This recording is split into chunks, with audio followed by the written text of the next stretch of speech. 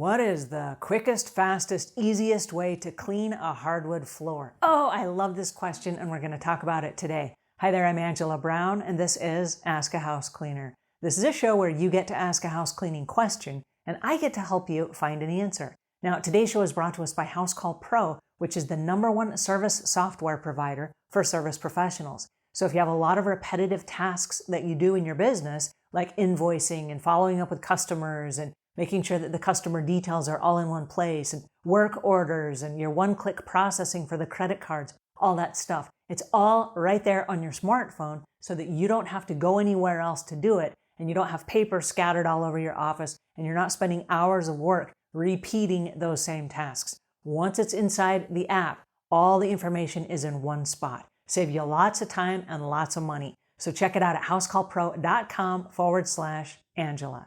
All right, on to today's show. This is a super exciting show. We have RJ Patel from PCT Cleaning, which is in Kennesaw, Georgia. And he was in the hotel industry for many, many years and cleaned lots of hardwood floors. And now as a cleaning business owner, he's cleaned lots more hardwood floors. And he has a simple 3-step process he's going to share with us today. Please help me welcome RJ Patel. Hi, Angela. This is RJ Patel with PCT Clean in Kennesaw, Georgia. I started this company back in 2003, but I spent 2002, the entire year, researching why the cleaning industry and why am I going to be good at it? Well, one of the good diversifications that happened in our family, or for us, my wife and I, is the fact that we owned a hotel for 27 years. So we had been cleaning for 27 years, every day, 365 days. And we thought the cleaning industry would be a perfect diversification. And almost 17 years into it, I believe we made the absolute best decision for our family. Well, it sounds like you did. You're enormously successful there in Georgia. So tell us a little bit about how you came to be an expert at cleaning hardwood floors. Well, because I have a bunch of hardwood floors in my own home, and I'm a clean, neat freak to begin with. So things better be clean and tidy in my home. And I want to transfer that same knowledge to my clients. Hence why they use us and our service to make their home cleaner, because they don't have the time or the desire, I hope. I think what makes us good at what we do is using a 3-step process. That's what makes us successful. And so share with us, if you will, what this 3-step process is, and is it something a homeowner could use, or is it strictly for professional house cleaners? Actually, anybody could use. There's a little bit of science involved in what we're going to talk about and how we clean a floor, but really it's logic. One of the things I always encourage people is, if at all possible, don't wear shoes in your home, outdoor shoes. If you're going to wear shoes, wear the ones that are specifically for the indoors, like we do at our home. So you don't bring in what you've been walking on all day long, whether the conditions outside are wet or dry. If it's wet, it's worse. If it's dry, you're going to bring in grit, dirt, dust, all kinds of stuff. So please, my first encouragement is encourage everybody not to wear outdoor shoes on the inside. So depending on the condition of the home, the first thing we do in the 3-step process is anything that needs to be cleaned under, for example, a small rug, move all those things out of the way. Then begin gently sweeping that floor. What are we sweeping? We're sweeping the larger debris, some dust, some mud, food particles, some grit that could damage the floor.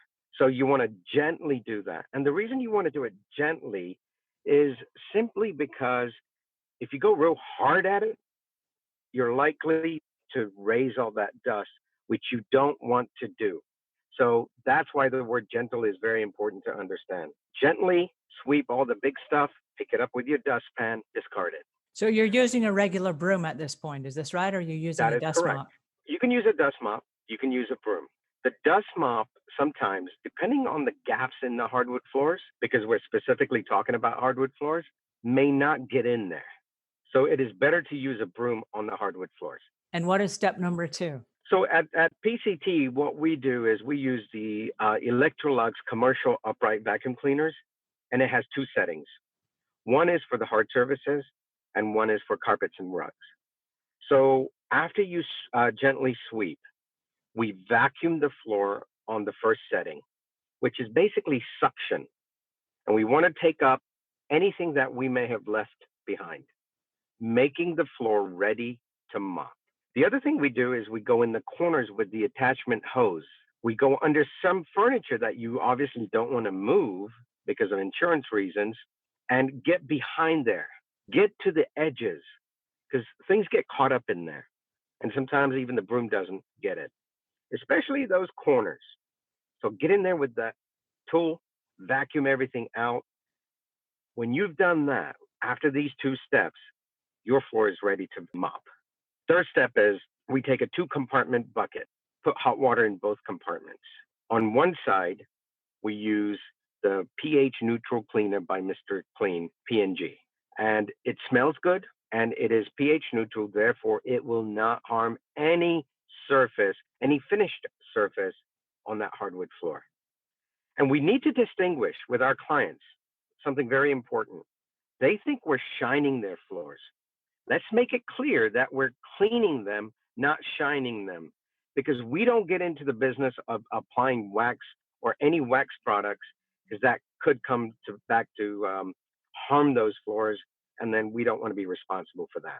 So let's make sure we say that we are cleaning it, because people want to walk in and they want to see this shiny floor that they want to see their reflection in. That's not our job. I would agree. Yeah. And I think that's very clear to make those rules and regulations up front so that there are no ruining of people's hardwood floors and that there are no misunderstandings. So once we do that, we add the pH neutral cleaner on one side of the bucket. We wet the microfiber mop, which is designated 1 per home, depending on the size of the home. We don't use mops from home to home. We separate them. Rinse it out in the regular water, then dip it into the solution water, rinse it out really well, just enough to make sure that you can mop the floor and not leave water behind. Take the mop stick and there's 2 schools of thought on this. You could go with the grain or you could go against the grain. It just depends on how dirty that floor is. If you go with the grain, it's fine. If you go against the grain, it's fine also. But you start at the back of the room and you work your way to the front. Now, by the time you get to the front, if the floor is still very wet, then you know that you've left too much water. You don't want to put a rug back down if the floor underneath is wet, because that will trap the moisture and discolor that floor and could do damage to that floor. So the best thing to do is dry it and then put the rug down. And that could be one of the last things you do, allowing just air to dry that area. And how often would you say it's important to mop the floors? Is this every week or every other week or multiple times a week?